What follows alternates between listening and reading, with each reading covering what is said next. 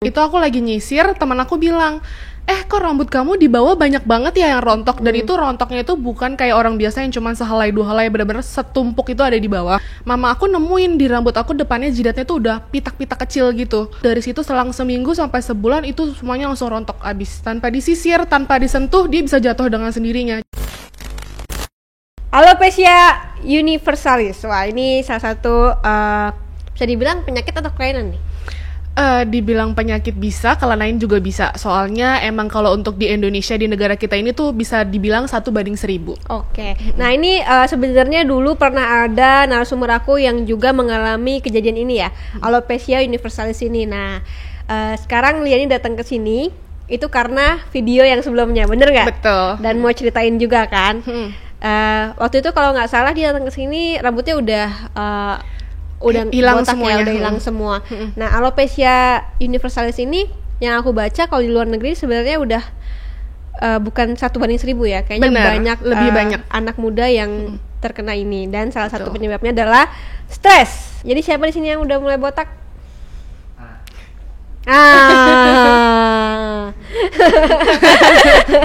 Oke. Nah, ini kita dari SMP, berarti udah 11 tahun Betul, lalu katanya. udah sekitar mau 13 tahun. Dari Wow. SMP kelas 1 menuju kelas 2. Nah, itu awalnya gimana sih Liani? Boleh nggak ceritain? Boleh banget. Jadi awalnya itu kan aku dulunya sekolah di sekolahan swasta yang dimana mewajibkan kita untuk ikut retret kan. Oke.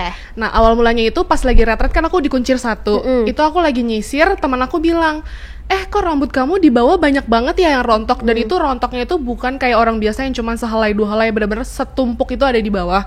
Itu awalnya aku masih kayak, oh ya udah lo mungkin rontok biasa. Ternyata pulang dari situ seminggu kemudian mama aku nemuin di rambut aku depannya jidatnya tuh udah pitak-pitak kecil gitu.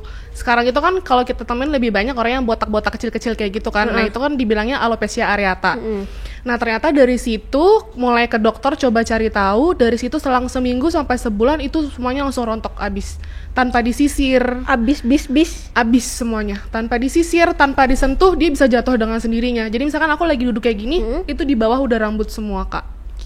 Tuh. Wow, tapi kan kalau kayak gitu ya, ini kan mungkin alopecia ini belum common ya di Indonesia gitu kan. Betul. Nah, biasanya kalau ada yang rontok gitu kita langsung kepikiran itu cancer. Cancer, betul. Bener Awal kan? mulanya juga dokter bilangnya malah ini tuh kayaknya takutnya kanker, coba dicek darah, ya kan? Ternyata pas dicek darah semuanya normal, nggak ada apa-apa. Dokter kan bingung. Waktu dulu kan kita masih bisa tahu lah ya kalau untuk di Indonesia itu untuk teknologi semua segala macam kan agak kurang untuk informasinya. Jadi semua dicoba dicek darah, ternyata bermasalahnya itu di autoimunnya aku. Autoimunnya. Betul. Jadi misalkan angka normal ini cuma contoh, Iya. aku kurang tahu angka benernya berapa. Misalkan harusnya angka normal manusia itu autoimunnya 21, aku itu bisa ada di angka 5. Berarti Itu udah di bawah jauh banget. di Iya, bawah. makanya kenapa bisa dalam waktu sebulan rambutnya yang di atas hilang semua dan pelan-pelan ke bawah. Semua rambut itu hilang. Pelan-pelan luntur. Oke, berarti sorry, ini berarti alisnya juga nggak ada. Yes, nggak ada. Betul. Semua sampai Kumis, tangan gitu nggak ada iya. semua. Yang Bulu- berbulu-bulu gitu iya, udah nggak betul. ada semua. Oh. Hilang semuanya dalam waktu hanya sebulan. Tapi kok bisa secepat itu ya? Maksudnya kan apa nggak ada prosesnya gitu? Kayak menuju ke banyaknya ini. Kayak mungkin awalnya sedikit lama-lama jadi banyak gitu. Kalau kata dokter sendiri itu mungkin pas udah dicek darahnya kan angkanya udah terlalu rendah ya. Jadi seharusnya kata dokter itu mungkin stresnya itu yang stres udah terlalu berlebih gitu. Jadinya bikin imunnya ini tuh makin drop secara cepat gitu. Stres nggak waktu itu? Iya, zaman sekolah dulu kan kita anak SMP ya, masih zaman-zamannya harus bisa. SMP lo ini? Iya, SMP diwajibkan untuk kayak aku itu kan dulu tuh kurang banget kan sama matematika, pusing sama matematika. Jadi kayak nilai matematika tuh selalu jelek. Jadi dari guru dan orang tua tuh berharap aku bisa matematikanya bagus. Jadi mungkin kalau kata dokter terlalu tertekan, stres jadinya gitu. Terlalu dipendam sendiri. Tapi anak SMP ya, maksudnya Betul. masih 12 tahun, 13 tahun? Iya, kalau kata orang masih mencari jati Iya. diri kan lagi ininya lagi puber-pubernya gitu. Tapi so far kata dokter waktu itu dikarenakan stres yang berlebih. Betul, iya. Bisa dibilang stres, ada juga dokter yang bilang karena faktor makanan atau karena faktor polusi. Sampai sekarang pun dokter tuh nggak bisa kayak bilang, oh ini ternyata fix bener-bener faktor stres gitu. Karena autoimun itu banyak penyebabnya gitu. Dan sebenarnya ini autoimun ya, maksudnya bukan kita dari lahir, tapi bisa benar. kayak kapanpun kita tuh bisa tiba-tiba kena autoimun. Yang 30 tahun pun bisa kena autoimun. Betul, bisa secara tiba-tiba karena ini udah bukan penyakit genetik lagi. Dokter juga bilang ini bukan penyakit genetik gitu. Jadi bisa tiba-tiba. Kemarin juga Isyana Sarasvati juga dia udah ngepost juga kalau dia terkena autoimun juga pada waktu awal-awal tahun. Jadi sebenarnya kapanpun kita bisa terkena ini nih. Benar. Dan faktornya tadi ada stres, ada makanan, ada polusi juga gitu kan. Berarti alopecia ini bisa dibilang autoimun atau? Bener, jadi sebenarnya alopecia ini tuh disebabkan oleh autoimun. Jadi kan kita punya autoimun itu dibilangnya di badan kita tuh ada virus baik sama virus jahat. Nah autoimun ini sendiri itu yang dimana karena udah saking parahnya virus baiknya ini pun dimakan sama virus jahatnya. Iya. Gitu. Oh berarti yang autoimun, kalau bisa dibilang stage autoimunnya yang udah di atas rata-rata kali yang bisa bikin rambut-rambut pada rontok. Bener. Wow.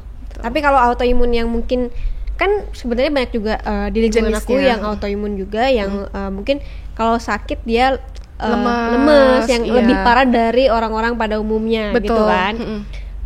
Berarti kalau kamu waktu itu berarti udah parah banget ya? Parahnya itu lebih ke rambut. Untungnya aku puji Tuhannya cuman ke rambut. Untuk badan itu aku sehat. Makanya pas ke dokter itu awal mula dokter bingung. Kan dikiranya biasa orang taunya lupus kan.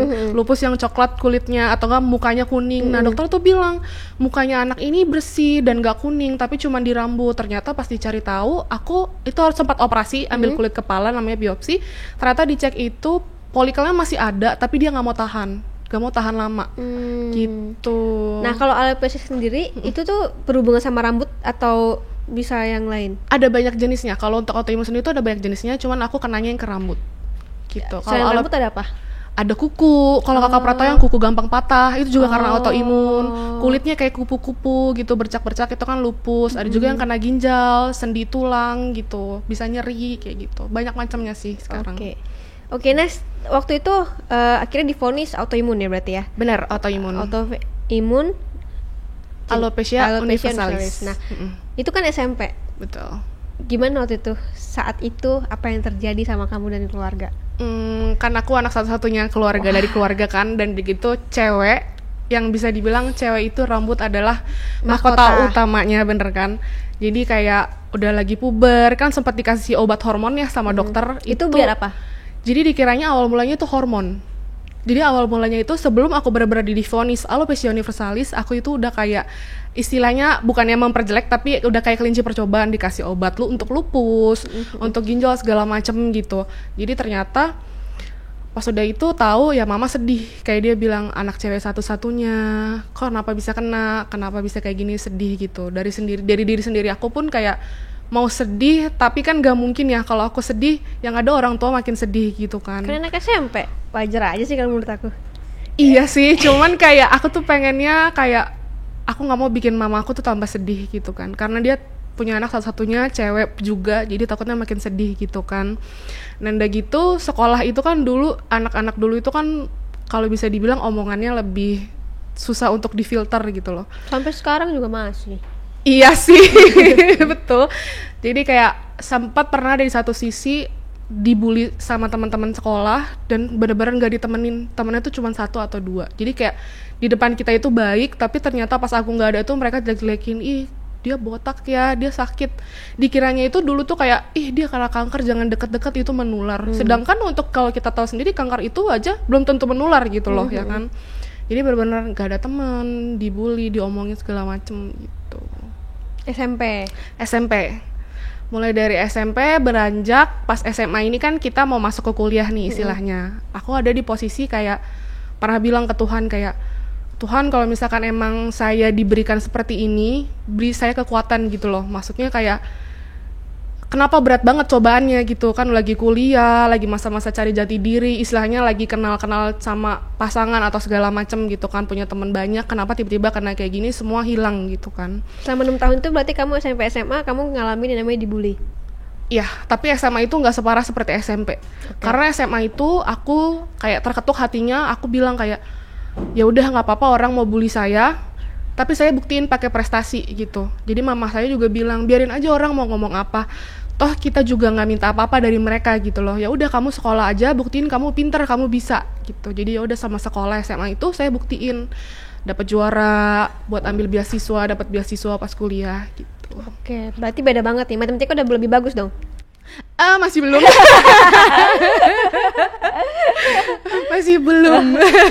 Ya tapi kan tiap orang punya kelebihannya masing-masing. Betul. Lah. Berarti di SMA ini kamu benar-benar pengen mencoba untuk memberikan prestasi yang terbaik saat Betul. itu.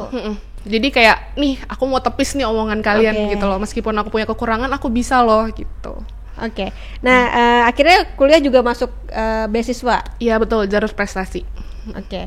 Nah, waktu SMP kan pasti banyak bully yang bikin kamu down kan? Berarti semenjak SMA kamu kayak tumbuh dalam hati. Iya. Gue harus bisa memberikan prestasi. Betul. Berarti menurut aku di SMA ini kamu udah bisa lebih menerima keadaan. Iya betul, udah nggak separah dulu gitu. Kalau waktu SMP itu aku pernah sampai di mana kalau ada orang luar datang, itu aku langsung masuk kamar. Aku bener-bener nggak mau ketemu orang itu. Karena kalau orang ketemu itu kan orang awam ya kan nggak tahu, langsung kayak kaget. Ih kenapa anaknya kok rambutnya udah nggak ada? Sakit apa? Ih kanker ya, takut gitu-gitu. Kadang kan kita sebenarnya nggak mau ya dengar omongan orang kayak gitu, tapi kadang juga kita kan nggak bisa berharap orang ngomongannya ditahan gitu kan kadang. Jadi ya udah kadang aku yang kayak masuk ke kamar, atau kadang sampai sekarang pun kadang masih suka kayak gitu, tapi aku udah lebih pede gitu. Kadang mama sih yang lebih kayak nanti sini mau datang, kamu nanti di kamar aja nggak apa-apa kalau malu gitu kan. Kadang oh ya udah nggak apa-apa mah gitu.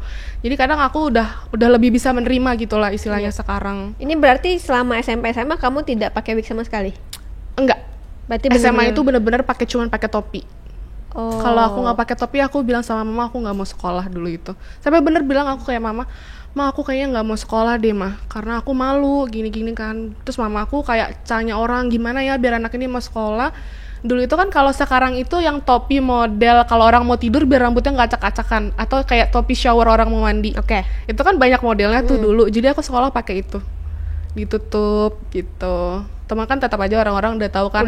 Ya alis nggak ada kan, orang ngeliatnya aneh gitu. Terus waktu akhirnya kuliah dan mencoba pakai wig? Iya, aku coba pakai wig. Jadi awalnya itu pas akhir pertengahan SMA itu ada yang saranin, coba aja pakai wig, tapi belum wig yang asli, rambut asli. Jadi wignya itu yang masih kayak plastik, belum bisa dicatok, belum bisa diwarnain. Singkat cerita karena sering beli kan, kalau yang wig itu kan kalau sekali pakai suka rusak kan. Kalau disisir terus kayak sapu lidi disisir jadinya kusut. Orangnya bilang, kenapa bu kok sering beli wig ini, katanya anaknya begini ceritakan. Kata si tantenya kayak saya ada nih wig yang asli tapi lumayan mahal harganya katanya, tapi nggak apa-apa ini bisa dicatok segala macam. Nah dari situlah baru bisa beli wig yang kayak gini, bisa dicatok, bisa diwarnain, bisa dikeriting gitu. Jadi kalau bisa pakai lama? Bisa, biasa jangka waktunya itu kan setahun. Jadi kan kalau kita sisir itu kan, kalau rambut asli disisir rontok tumbuh lagi kan. Kalau ini bedanya sisir ya udah jadinya habis gitu. Jadi istilahnya mesti direparasi lagi dalam setahun gitu. Berarti tuh bener-bener dari waktu SMP sampai sekarang sama sekali nggak tumbuh rambut sedikit pun? Betul. Jadi udah pernah juga dicoba untuk suntik vitamin di kepala. Itu dia numbuh kayak padi gitu, kotak, tapi dia nggak tahan lama. Seminggu dia gugur lagi, sampai akhirnya aku jalanin itu 6 bulan disuntik. Aku bilang sama dokternya, dok kayaknya nggak usah lagi karena saya ngerasa sakit. Karena kan kepala kita tuh tipis kan, langsung ke kepala tipis, itu pun udah dipakein obat baal biar nggak sakit, saya tetap ngerasa sakit gitu. Saya bilang, dok kayaknya udah aja deh sakit, soalnya saya nggak tahan. Dan itu saya jalanin suntik itu selama 6 bulan sambil sekolah. Jadi pagi itu izin sekolah, siangnya masuk jam 12 baru mulai ikut sekolah. Jadi habis suntik, kepala sakit-sakit, masih harus ikut fokus ke sekolah, tetap sekolah. Gitu. Kalau yang sekarang kayak operasi numbuh rambut tuh berarti juga nggak bisa juga ya? Iya, sebenarnya dokter sempat saranin. Aku sebenarnya bukannya nggak mau coba, tapi kan aku udah ngalamin yang namanya suntik aja sakit gitu loh. Iya, apalagi itu sih ada yang bilang sakit banget sih. Iya, kalau ditanam itu kan di rambut kita itu harus ada folikel rambutnya. Jadi harus kayak diikat gitu kan. Kalau aku kan bisa dibilang nggak ada, dan itu full satu kepala. Jadi aku kayak udah ngebayangin, bilang sama dokternya, aduh dok kayaknya nggak usah deh, saya pakai wig aja. Saya nggak ngebayangin rasa sakitnya tuh kayak gimana gitu. Iya. Tapi kata dokter bisa dicoba, maksudnya bisa dicoba. Benar. Belum tentu berhasil juga. Kan dokter dulu tuh belum berani bilang kayak bisa kok, coba aja gitu. Oke, nah setelah akhirnya kuliah kan memakai wig, ada perubahan apa yang terjadi dalam diri kamu? Kuliah itu kan udah lebih banyak ya, lebih luas dan banyak orang-orang baru. Jadi tuh kebanyakan mereka nggak tahu aku kenapa gitu kan. Dan aku pasti nggak bakal cerita kecuali emang benar-benar teman dekat. Yeah. Singkat cerita ada teman yang bilang, kamu kan tinggi, kurus, kenapa kamu nggak coba foto-foto aja, coba buka endorse segala macem, kan lumayan di Instagram dulu kan. Aku pikir-pikir kayaknya boleh juga gitu kan, daripada aku kuliah nggak ngapa-ngapain gitu kan, ikut organisasi. Ya udah aku mikir boleh juga nih buat nambah-nambah uang jajan. Aku coba deh terjun foto. Pertamanya cuma foto biasa aja, foto satu badan, foto selfie segala macem. Aku coba buat buka free endorsement kan. Ternyata ada yang mau. Dari situ aku pelan-pelan sampai sekarang. Wih. Gitu. Di diri kamu gak ada lagi keraguan dalam diri ya, maksudnya takut ketemu orang, terus mungkin takut dibully lagi, udah nggak ada ya sekarang? Sebenarnya kalau untuk itu sih nggak bisa dipungkiri ya, pasti disecercah meskipun kita bilang kayak enggak, tapi dalam hati kecil tuh pasti masih ada. Yang namanya itu kan kayak orang baru, istilahnya nggak tahu, pasti kasih tahu, pasti kan responnya akan tetap sama gitu. Sebenarnya tetap akan ada. Untuk dibulinya mungkin ngerasa kayak karena ada trauma di belakang, jadi ngerasa gimana ya nanti kalau dia tahu saya, apa dia bisa terima saya gitu. Kadang suka ada kayak gitu kalau ketemu orang baru. Tapi kalau untuk kayak yang udah nggak pakai, kadang ketemu paling kalau misalkan orangnya yang kayak udah agak kenal, aku masih biasa aja gitu. Tapi kalau orang baru kadang cuman kaget aja, kayak kaget gitu sama responnya, habis itu udah aja sih gitu. Udah nggak mau diambil pusing lagi gitu. Punya pacar? Sekarang puji Tuhan punya. Oke, pernah nggak keadaan kamu ini mempengaruhi, mungkin bukan pacar yang sekarang ya, pacar yang sebelum-sebelumnya atau mungkin deket, akhirnya tahu dan akhirnya mundur, itu pernah nggak? Pernah. Jadi awalnya itu kan pokoknya aku sebelum kalau untuk mau kenal sama orang ini aku pasti cerita. Aku begini loh, aku punya kekurangan begini, kamu bisa terima nggak? Awal mulanya itu dia bilang oke, bisa. Kita berjalan, seiring berjalannya waktu, jalan 3 bulan atau 6 bulan aku lupa. Pernah di satu sisi dia datang ke rumah saya itu lagi nggak pakai wig. Jadi dia itu dari awal tuh belum pernah lihat saya tanpa ada rambut sehelai pun, belum pernah. Pas hari itu dia datang, saya kan nggak tahu, dia tiba-tiba datang, saya nggak pakai wig, dia kaget. Saya tahu dari responnya, meskipun dari mulutnya itu dia nggak bisa bilang kalau dia tuh kaget gitu. Tapi kan respon orang nggak bisa bohong ya, kayak dari raut mukanya kayak. Oke, dari situ saya udah mulai curiga. Lalu kan saya kalau di rumah memang nggak pakai wig kan. Wignya itu saya taruh ada di satu tempat. Nah, dia ngelihat wig saya itu, dia buat main, dipakai. Mama saya yang ngelihat itu udah bilang, itu kok wignya dibuat main? Kok dia gitu sih? Gitu. Dan saya bilang, udah mah nggak apa-apa, biar aja, mungkin bercanda atau main-main gitu kan. Singkat cerita, besokannya dia minta putus. Dengan alasan yang menurut saya dan mama saya pun juga itu bukan alasannya. Gitu. Besokannya dia benar-benar minta putus dan nggak mau lagi gitu. Oke, wah. Alasannya apa kalau boleh tahu? Udah kayak ya udah gitu. Udah nggak bisa diutarain lagi. Cuman kayak ya udah, berarti dari situ kita tahu ternyata orang ini nggak bisa menerima kita apa adanya gitu kan. Lebih baik kita tahu sekarang daripada nanti gitu. Betul. Di nextnya kamu dari awal buka wig dulu. Iya benar. Jadinya nextnya yang sama yang sekarang ini, aku pas PDKT itu aku kasih lihat langsung, ini loh aku aslinya, kamu bisa terima atau enggak gitu sebelum kita ke jenjang selanjutnya. Nah itu yang bagus sih sebenarnya menurut aku, karena toh juga teman-teman di rumah yang mungkin punya kekurangan yang harus diceritakan sama pasangan, lebih baik dari awal pertama kali mau deket itu mungkin dikasih tahu dulu, karena kalau misalnya 3 bulan 6 bulan kalian udah sayang dan baru melihat aslinya seperti apa, jadi sakit juga kan hatinya. Betul, kadang emang sebenarnya nggak sesusah itu sih untuk cerita ke pasangan kekurangan kita tuh pasti susah. Tapi ya mau nggak mau kita harus ngomong gitu. Jadi dia tahu, bahkan keluarganya pun harus tahu gitu. Menurut aku bukan hanya cuma pasangan kita. Karena kan kita menikah bukan sama dia doang, tapi sama keluarganya juga. Oke, nah ini masalah apa ya? Penerimaan dari lingkungan, gimana sih lingkungan menerima kamu dari teman-teman, terus mungkin dari sekarang kamu udah kerja juga, awal-awal susah nggak sih untuk itu? Untuk awal-awal sebenarnya mungkin karena ketolongnya aku sekarang udah pakai wig asli ya, jadi orang-orang tuh nggak tahu gitu, karena kalau aku belum cerita mereka nggak bakal tahu. Pas udah aku cerita mereka kayak, oh itu wig tapi nggak kelihatan kayak wig gitu. Tapi so far untungnya aku selalu berdoa sama Tuhan kayak, ya Tuhan, meskipun nama kayak gini, biarin aku bisa berkarya segala macam gitu kan. Ternyata pas aku ceritain ini, orang-orang pun responnya udah positif gitu loh. Mungkin karena sekarang teknologi udah canggih, internet bisa cari tahu. Kadang aku bilang kayak ke mereka, coba kalian cari tahu deh. Atau mungkin ada saudara kalian yang autoimun dan ternyata beberapa dari mereka itu ada yang juga autoimun, jadi mereka kayak nggak kaget kayak oh ternyata ada juga yang kena rambut, dan kebanyakan responnya positif sih, belum ada yang negatif gitu. Masa belum ada yang negatif? So far belum sih, nggak tahu ya kalau di belakang kita ya. Oke. Dan apa sih yang membuat kamu tuh kuat untuk menjalani ini semua? Apalagi sekarang jadi influencer kan seharusnya lebih dikenal masyarakat juga, walaupun mungkin di sosial media gitu kan. Tapi secara muka mungkin kamu udah terpampang di sosial media dan orang tuh tahu kamu gitu. Dan itu menurut aku nggak mudah gitu. Apa yang bikin kamu tuh tetap kuat sampai sekarang?